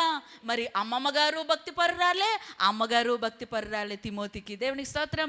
అందుకే చక్కగా మంచిగా రైజ్ అప్ అయ్యాడు, మంచిగా గ్రో అయ్యాడు. దైవ భయము కలిగినటువంటి మరి చక్కని పేరు గాంచాడు తిమోతి. దేవునికి స్తోత్రం, హల్లెలూయా. చాలాసార్లు పిల్లల మీద తండ్రి ప్రభావం ఎక్కువ పడుతుంది, కానీ తిమోతి మీద మాత్రం తల్లి ప్రభావం ఎక్కువ పడింది. దేవునికి స్తోత్రం. ఎందుకంటే తిమోతి యొక్క తండ్రి అన్యుడు, గ్రీసు దేశస్థుడు, యూదుడు కాదు. కేవలము యూనికే మాత్రమే యూదురాలు. తండ్రి ప్రభావం ఏమాత్రం పడలేదు, కానీ తల్లి తిమోతిని రేజప్ చేసిన విధానం, పెంచిన విధానం ఈ రోజున మరి ఆత్మీయ కుమారుడిగా, పౌలు గారికి ఆత్మీయ కుమారుడిగా బైబిల్లో మనకు కనపడతాడు. అంత మాత్రమే కదా, ఆయన పేరు మీద 2 పుస్తకాలు కూడా ఉన్నాయి. దేవునికి స్తోత్రం చెప్పండి, హల్లెలూయా, హల్లెలూయా. బైబిల్లో ఇంకొక తల్లి కనపడుతుంది, యకేబాదు. ఎవరండి ఈవిడ? యకేబాదు ఎవరు? హల్లెలూయా. 3 పిల్లలు ఆవిడికి, మోషే, అహరోను, మిరియాము. మరి ముగ్గురు కూడా మనకి బైబిల్లో ఎంత గొప్పవాళ్ళగా కనపడుతున్నారు. దేవునికి స్తోత్రం. 3 దేవుడికి సమర్పించేసింది. ఆ భయానకమైనటువంటి రోజుల్లో మరి చక్కగా చిన్నప్పటి నుంచి కూడా ఆ బానిసత్వంలో ఉన్నారు వాళ్ళు. అప్పటి నుంచి కూడా పిల్లలకి మంచి మాటలు చెప్పి పెంచింది. మనము మరి ఇక్కడ వారం కాదు, మనకంటూ ఒకటి ఉంది, మన దేవుడు యెహోవా అని చెప్తూ వారిని చక్కగా రైజప్ చేసింది. దేవుని స్తోత్రం చెబుదాం, హల్లెలూయా. ఒక తల్లిగా మరి నువ్వు ఎలాంటి పాత్ర పోషిస్తున్నావు నీ ఇంటిలో? దేవునికి స్తోత్రం. దేవుడు నమ్మి నీకు పిల్లల్ని ఇస్తే వాళ్ళని ఏ విధంగా నువ్వు పెంచుతా ఉన్నావు? వాళ్ళకి మంచి చెడులు చెప్తున్నావా? పెద్దవాళ్ళంటే గౌరవము నేర్పిస్తున్నావా? సేవకులంటే గౌరవం నేర్పిస్తూ ఉన్నావా? చాలామంది పిల్లల ముందే మరి సేవకుల గురించి చెడుగా మాట్లాడుకుంటూ ఉంటారు, సంఘం గురించి, విశ్వాసుల గురించి చెడుగా మాట్లాడుకుంటూ ఉంటారు. ఇది నీ పిల్లల మీద ఎంత గొప్ప ప్రభావం చూపిస్తుందో నీకు తెలిసినా? వాళ్ళకి మరి ఒక మైండ్ సెట్ ఏర్పడిపోతుంది హృదయంలో. సేవకులంటే, పాస్టర్లు అంటే ఇంతే అనుకుంటా, సంఘాలంటే ఇంతే అనుకుంటా. వీళ్ళందరూ వెళ్ళి అప్పటికప్పుడు స్తోత్రం హల్లెలూయా అంటారు, కానీ ఎవరిలో మంచితనం ఉండదనుకుంటా, ఎప్పుడు కొట్టుకుంటారనుకుంటా అనేటువంటి ఒక ముద్ర వారి హృదయంలో పడిపోతుంది. కాబట్టి పిల్లల ముందు అలాంటి డిస్కషన్ చేయొద్దు. దేవునికి స్తోత్రం. సేవకులంటే మరి గౌరవం పుట్టించే పుట్టించే మాటలు మాట్లాడండి. సంఘం అంటే గౌరవం పుట్టించేటువంటి మాటలు మాట్లాడుకోండి. అలాంటి సంభాషణ మీరు ఇళ్లలో క్రియేట్ చేసుకోండి. దేవునికి స్తోత్రం. అయితే పూర్తిగా ఈ అహీనోయాం అయితే ఫెయిల్ అయిపోయింది. ఒక తల్లిగా ఫెయిల్ అయిపోయింది. మరి చక్కగా రైజప్ చేయలేదు, చక్కగా పెంచలేదు. కాబట్టి మరి సొంత చెల్లెలైనటువంటి, అంటే సొంత చెల్లెలు అంటే దావీదు యొక్క మరి మరొక భార్యకు పుట్టినటువంటి తామారుని మరి ఇతడు అత్యాచారం చేసినట్లుగా మనకి 13వ అధ్యాయంలో కనపడుతుంది. చెల్లిని ఎవరైనా అత్యాచారం చేస్తారా? దేవునికి స్తోత్రం. హల్లెలూయా. అంటే ఇప్పుడు మనం చూస్తూ ఉన్నాం. ఇంతకు ముందు ఇలాంటి మనం అసలు విన్నామా, చూసామా? ఇప్పుడైతే చెల్లి లేదు, అక్క లేదు, అమ్మ లేదు, మామ లేదు, ఎవరూ లేరు. హల్లెలూయా, హల్లెలూయా. ఒక స్త్రీ అయితే చాలు, చిన్నవాళ్ళని లేరు, పెద్దవాళ్ళని లేరు. భయంకరమైనటువంటి పాపము రాజ్యం వెళ్తూ ఉంది. కానీ ఆ టైంలో మరి ఇలాంటివన్నీ కూడా అసలు ఆ యొక్క ఇశ్రాయేలు ప్రజల మధ్యలో ఇలాంటి జరగడం అనేది ఎప్పుడు కూడా జరగలేదు. కాబట్టి ఈ అమ్నోను చేసినటువంటి ఆ తప్పిదాన్ని బట్టి ప్రియ దేవుని బిడ్డలారా, తర్వాత అబ్షాలోము కూడా కోపముతో ఊగిపోయి ఒకానొక టైంలో అమ్నోనిని చంపేశాడు కదండి. దేవునికి స్తోత్రం. నిజానికి దావీదు ఎన్ని ఆశలు పెట్టుకుని ఉంటాడు. ఇదిగో నా జ్యేష్ఠ పుత్రుడు, నా తర్వాత మరి అహీనోయాము కూడా అనుకుని ఉంటుంది, అయ్యో మొదటి పుత్రుడు కదా, రాజు తర్వాత నా కొడుకే రాజు, నా కొడుకే రాజు అని కలలుగానే ఉంటుంది కదా నిజంగా. కానీ అర్ధాంతరంగా మరి అమ్నోను చంపబడ్డాడు. కళ్ళ ముందే కుమారుడు చనిపోతే ఎంత బాధాకరమో. ఈ స్థితి అంతా ఆమె తెచ్చుకుంది. దేవునికి స్తోత్రం. హల్లెలూయా, హల్లెలూయా. ప్రియ దేవుని బిడ్డలారా, ఈరోజు మనం నేర్చుకున్నాము మరి దావీదు భార్య అయినటువంటి అహీనోయాము ఒక తల్లిగా ఫెయిల్ అయిపోయింది, బిడ్డల్ని సరిగ్గా పెంచలేదు. ఈరోజు నీవును బట్టి ఒక పాఠం నేర్చుకోవాలి. నీ పిల్లల్ని ఇంకా చిన్నవాళ్ళగా ఉంటే ఇప్పుడే వారిని క్రమశిక్షణలో పెట్టు, ఇప్పుడే వారిని దండించు. గారాబం పెట్టి చాలామంది పిల్లల్ని పాడు చేసేస్తున్నారు, అతి గారాబముతో. దేవునికి స్తోత్రం. హల్లెలూయా. అతి గారాబముతో పిల్లల్ని పాడు చేసేస్తున్నారు. రేపొద్దున్న ఇదిగో మరి మొన్న మధ్యన ఒక న్యూస్లో చూసాం కదండి. ఒక కుర్రవాడు, యవనస్తుడు, సుమారుగా ఒక 25-27 సంవత్సరాలు అలా ఉంటాయేమో ఆ కుర్రవాడికి, మరి ఒక చిన్న పిల్లని అత్యాచారం చేసి ఆ పిల్లని చంపేశాడు కదా. చంపేసినప్పుడు ఆ సాయంత్రానికి వాడు కూడా చెరువులో శవమై తేలాడు అనుకోండి. ఎలా చచ్చిపోయాడు మనకు అనవసరం. కానీ ఆ తల్లి మరి ఎంత బాధపడి ఉంటుంది. దేవునికి స్తోత్రం. హల్లెలూయా, హల్లెలూయా. నీ పిల్లలు మరి సమాజంలో అలాంటి చెడు పనులు చేస్తూ పట్టబడినప్పుడు నువ్వు సరిగ్గా నీ పిల్లల్ని ఇప్పుడే చిన్నతనంగా ఉన్నప్పుడే మరి వారిని 4 ఉతుకో, లేకపోతే కొట్టో, భయపట్టో, ఏదోటి చేసి ఇప్పుడు సరైనటువంటి క్రమంలో పెంచకపోతే రేపొద్దున సమాజంలో నువ్వు తలెత్తుకో. ఇలా తల ఎత్తుకునేటువంటి స్థితి నీకు రాదు. ఇప్పుడు అహీనోయాము యొక్క పరిస్థితి అదే, తలదించుకునేటువంటి పరిస్థితి అదే. నీ పిల్లలు ఒక మంచి స్థాయిలో ఉన్నప్పుడు, వాళ్ళు గణపరచబడతా ఉన్నప్పుడు నీకు ఎంత ఆనందం, ఎంత సంతోషం. హల్లెలూయా. అది నేను చూశాను. మరి ఆ అబ్బాయి చెరువులో పడి చచ్చిపోయినప్పుడు ఆ ఇంట్లో తల్లి అన్నదంట, అసలు వాడు నా కొడుకే కాదు, వాడిని తీసుకెళ్ళిపోండి, వాడి ముఖం చూడడం కూడా నాకు ఇష్టం లేదు అని చెప్తే మున్సిపాలిటీ వాళ్ళు వచ్చి ఆ బాడీని తీసుకెళ్ళిపోయి మరి బరియలు చేశారు. దేవునికి స్తోత్రం. అలాంటి ఒక మరి నిస్సహాయమైనటువంటి పరిస్థితి ఆ తల్లికి రావడానికి గల కారణం ఏంటి అంటే సరైనటువంటి మరి క్రమశిక్షణ లేనటువంటి జీవితాన్ని తన పిల్లలకి నేర్పించడం వలన. దేవునికి స్తోత్రం చెప్పండి. హల్లెలూయా, హల్లెలూయా. కాబట్టి ఒక తల్లిగా నువ్వు ఫెయిల్ అవ్వకూడదు. దేవుడిని కుమార్తెలను ఇచ్చాడు, దేవుడిని కుమారులను ఇచ్చాడు. నీ పిల్లల్ని సరైనటువంటి రీతిలో పెంచు, నువ్వు తలెత్తుకుంటావు. దేవునికి స్తోత్రం. హల్లెలూయా. తప్పు చేస్తూ ఉన్నప్పుడు వాళ్ళు ఏమన్నా అనుకుంటారేమో అని కొంతమంది చెప్పరు. ఏమనుకున్నా సరే పర్లేదు, చెప్పు. తప్పు చేస్తున్నారా, ఆడపిల్లల్ని ఏడిపిస్తున్నారా, మందుకి మరి రకరకాలైనటువంటి వ్యసనాలకి బానిసలు అయిపోయారా, అయ్యో నా కొడుకుని ఏమన్నా అనుకుంటే ఏం చేసేసుకుంటాడేమో, ఇంకేదన్నా అవుతాడేమో, బాధపడిపోతాడేమో, ఏడ్చేస్తాడేమో, ఏమన్నా చేసుకుంటాడేమో, లేదు ముందైతే నువ్వు చెప్పాలి కదా. హల్లెలూయా, హల్లెలూయా. వాడు మత్తుకు బానిసైపోయి ఆ డ్రగ్స్లో మరి ఏం చేస్తున్నాడో తెలియకుండా ఏదన్నా ఎవరినైనా అత్యాచారం చేసేసి ఎవరినైనా మర్డర్ చేసేస్తే అప్పుడు ఇంకా ప్రమాదం కదా. హల్లెలూయా, హల్లెలూయా. కాబట్టి అహీనోయాము కొన్ని మంచి పాఠాలు మనకు నేర్పింది, కొన్ని చెడు పాఠాలు కూడా మనకి అవగాహన వచ్చేలాగా హెచ్చరికగా మనకు నేర్పింది. కాబట్టి మరలా ఇంటికి వెళ్ళాక కూడా మీరు అహీనోయాముని గుర్తు తెచ్చుకొని చాలా విషయాలు ధ్యానించుకొని ఒక మంచి భార్యగా, ఒక మంచి స్త్రీగా, ఒక మంచి తల్లిగా మరి మీ జీవితాలు మీరు కట్టుకోవాలని ప్రభు పేరట మీకు తెలియజేస్తున్నాను. దేవుడి వాక్యాన్ని దీవించును గాక. ఆమేన్.